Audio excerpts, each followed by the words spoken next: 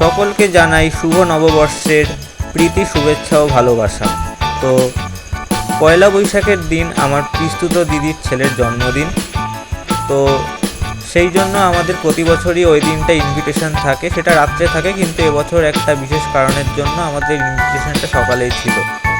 আর পিস্তুত দিদির বরকে সেটা তো আমি প্রিভিয়াস অনেক ব্লগেই তোমাদের বলেছি, সেটা বলার আর প্রয়োজন নেই। তো যাই হোক, তো এখন চলছে হচ্ছে দুপুরের খাওয়াটা।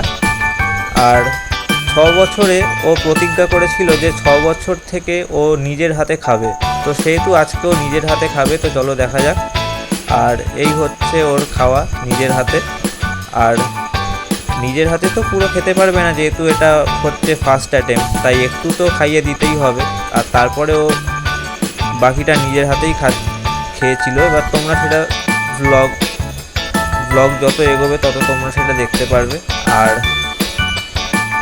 দিনটা বেশ ভালোই কাটালাম। আর এখানে দেখো কি সুন্দর লেগ পিসটা খেলো। আর তারপরে আমরা দুপুরে খাওয়া দাওয়া করে একটু রেস্ট নিচ্ছিলাম। আর তারপরে যেহেতু ওরা 6টার মধ্যে বেরিয়ে যাবে, মানে আমার পিস্তুত দিদিরা সবাই, ওরা তো জোকায় থাকে, তো জোকায় যেহেতু কালকেও স্কুল, ওই জন্য হচ্ছে রাত্রিবেলাটা সেলিব্রেট করতে পারলো না।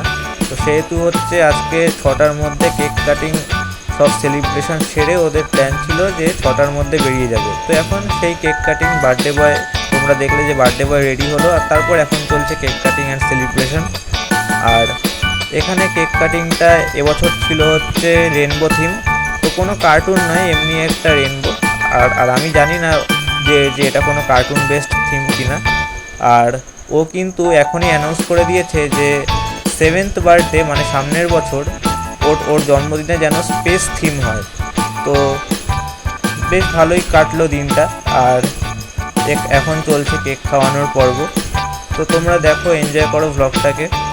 আর আমার কমেন্ট করে জানাও যে কেমন লাগলো। আর কেউ কিন্তু হ্যাপি বার্থডে জানাতে ভুলবে না। আর এখন হচ্ছে আশীর্বাদ পর্ব। তো এখানে ওর দাদু ঠাকুমা, আর এখানে দিচ্ছে ওর জ্যাঠা, তারপরে হচ্ছে দাদান আর দিদান, আর দেন দিচ্ছে হচ্ছে ওর মাসি।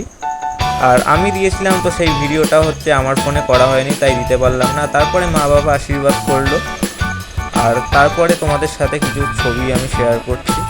তো ওই দিনকে তোলা হয়েছিল কিছু ছবি। তো যাই হোক, দিনটা ভালোই কাটলো পয়লা বৈশাখের দুপুরবেলাটা। আর যেহেতু রাত্রে কোনো প্রোগ্রাম নেই, তাই মনটা একটু খারাপই ছিল। তো যাই হোক, আসছি নেক্সট ব্লগে।